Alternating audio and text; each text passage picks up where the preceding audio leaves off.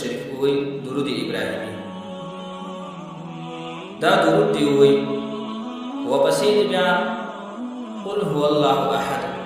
یو پیر شریف چې کوم دی قل هو الله احد دا یو ټکی وی او بیا دی وپسې 99 پیری الله الصمد 99 پیری الله الصمد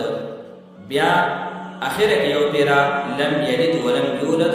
ولم یکن له کفوا احد دا دی وی بیا د اخره کې درود شریف بیا د چې کوم دی سره شي بیا د درود شریف وی اول کې او بیا د چې کوم دی یو پیرا قل هو الله احد او 99 پیری الله الصمد او بیا یو پیرا لم یلد ولم یولد ولم یکن له کفوا احد او بیا د اخره کې درود وی نو پروز کې دا 200 پیری شو